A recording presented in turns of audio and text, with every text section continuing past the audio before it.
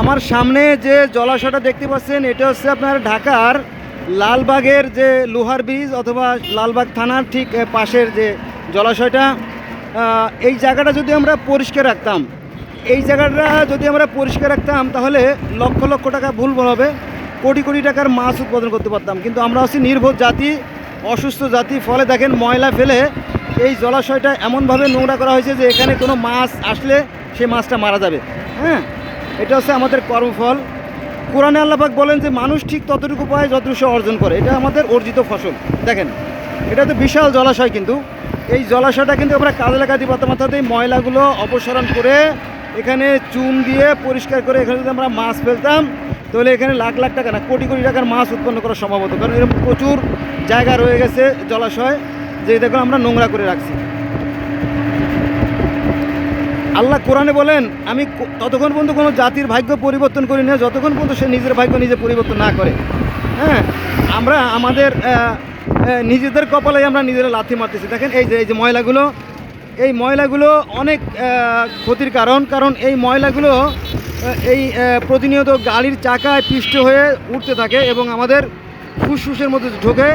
ফলে আমরা নানান ধরনের জটিল অসুখের সম্মুখীন হই, আক্রান্ত হই।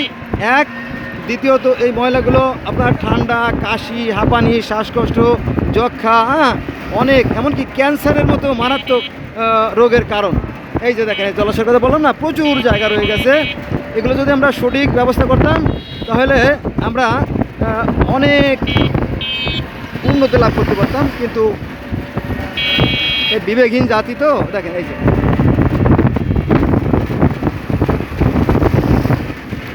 এই পানিগুলো জমে এই প্লাস্টারের নিচের স্তরটা নরম হয়ে যাবে। এই নিচের স্তরটা নরম হয়ে যাওয়ার পরে এটা বড় কোনো গাড়ির চাকায় চাপ লেগে এই যে ভেঙে যাবে, এগুলো ভেঙে নষ্ট হয়ে যাবে। দেখেন অথচ এখানে পানি জমার কোনো যুক্তিসঙ্গত কারণ নাই। এই পানিগুলো খুব অনায়াসেই আপনার নদীতে নেমে যেতে পারতো, কারণ পাশেই নদী দেখতে পাচ্ছেন, ব্রিজ তো নদীতেই হয়। এই দেখেন এই পানিগুলো নামার কোনো যুক্তিসঙ্গত কারণ নাই। দেখেন কিন্তু এই যে নির্বোধ, এই যে একটা ফ্যামিলি যে নির্বোধ, এই যে এরা এই যে ইট রাখছে, এদের কারণে এই সাড়ে সর্বনাশ। অথচ আমরা এখানে একটা নালা করে দিতে পারি, এখানে একটা নালা করে দিতে পারি। নালা করলে কিন্তু এখানে এই জলাবদ্ধতা সৃষ্টি হতো না।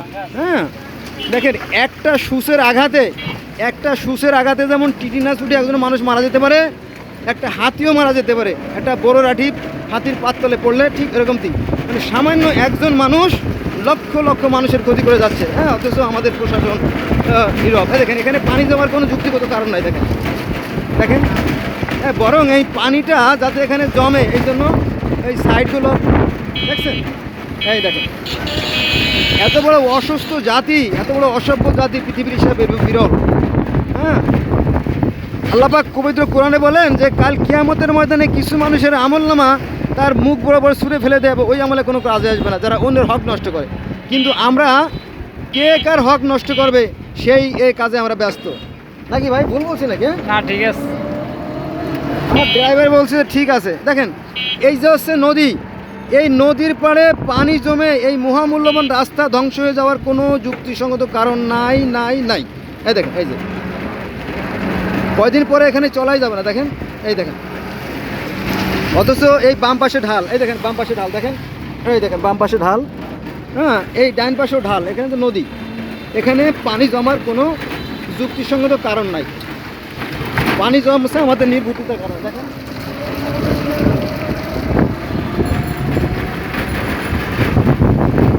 পৃথিবীটা অনেক সুন্দর, কিন্তু এই সুন্দর পৃথিবীটা আমরাই আমাদের কর্মের দ্বারা অসুন্দর করে ফেলেছি। আর আসুন আমরা আমাদের বিবেককে কাজে লাগাই, আমরা আমাদের পরিবেশকে সুন্দর করি।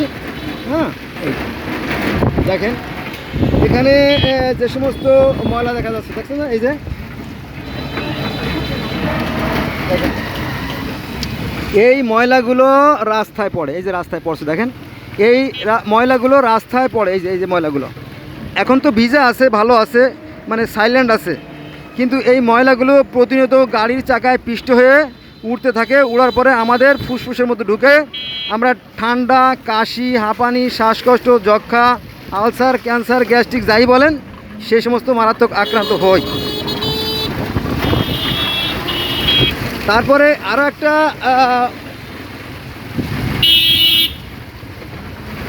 দেখেন এই যে আইল্যান্ডটা, এই যে এটা বলে বাগান, কি বলে বাগান বাড়ি বলে না, এটার বলে বাগান বাড়ি। এই বাগান বাড়ি বেশি না, এই 30 হাত দূরে নদী। আমি দেখাচ্ছি আপনাদেরকে নদী। এই দেখেন এই ময়লাগুলো, ওই যে নদী দেখা যায়, দেখেন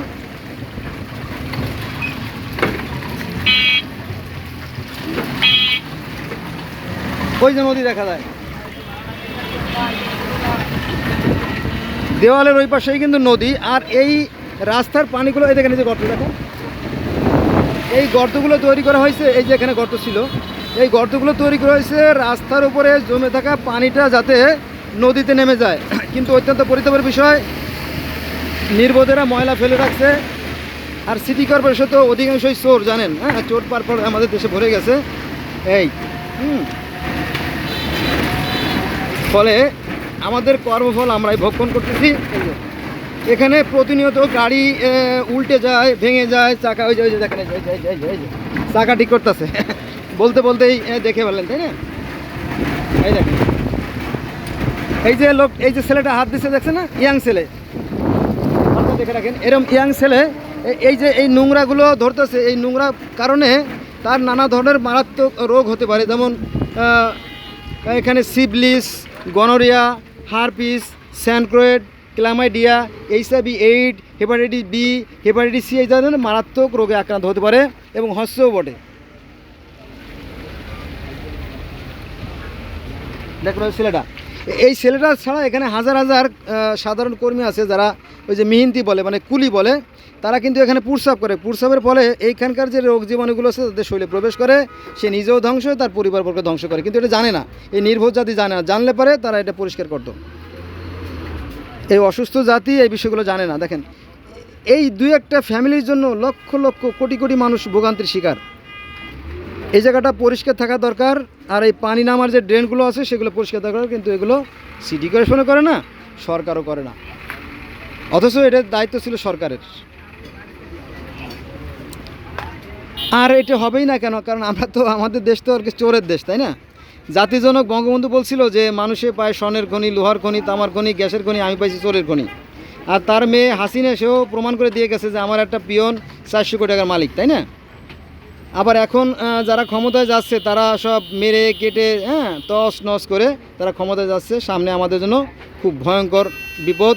আমাদের দেশটা হয়তো আফগানিস্তান বা ফিলিস্তিনের মতো ধ্বংস হয়ে যাবে। যেমন ফিলিস্তিনে এই মুহূর্তে প্রতিদিন প্রায় 100-র মতো শিশু, নিষ্পাপ ফুলের মতো শিশুরা ধ্বংস হয়ে যাচ্ছে, মারা যাচ্ছে। ঠিক আমাদের সামনেও সেমন দিন অপেক্ষা করছে। এটা শুধু সময়ের ব্যাপার, সময় বলে দেবে আর কি। এত বড় অসভ্য জাতি পৃথিবীর এসে বিরল, দেখেন।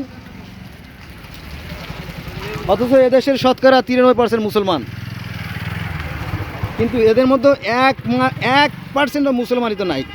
কারণ কি জানেন, ইসলাম বলা হয়েছে যে তোমরা যদি রাস্তায় কোনো ক্ষতিকর বস্তু দেখো তাহলে সেটা তুলে ফেলে দিও, কারণ যাতে তোমার অন্য ভাই, অপর কোনো ভাই জানি সে কষ্ট না পায়। অথচ কষ্ট তো দূরের কথা, আমরা পরস্পরের ক্ষতি করার জন্য ভীষণ ব্যস্ত। দেখেন এই যে রাস্তায় আমরা এই যে জ্যামে আটকে আছি, কিন্তু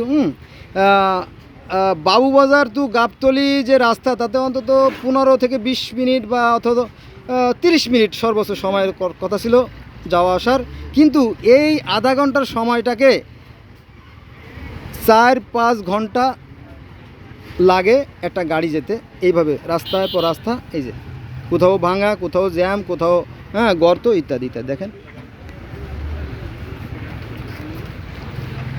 এটা ভাবার কোনো কারণ নাই যে ধর্মের দোহাই দিয়েই আপনি জান্নাতে চলে যাবেন, এর তো কারণ নাই। কর্ম করতে, ভালো কর্ম, কিন্তু সেই ভালো কর্ম আমাদের মধ্যে নাই। আমরা যতই মনে মনে সন্দেশ খাই, মনে মনে সন্দেশ খাইলে পেট ভরবে, কিন্তু মন ভরবে কিন্তু পেট ভরবে না। ধন্যবাদ সবাইকে।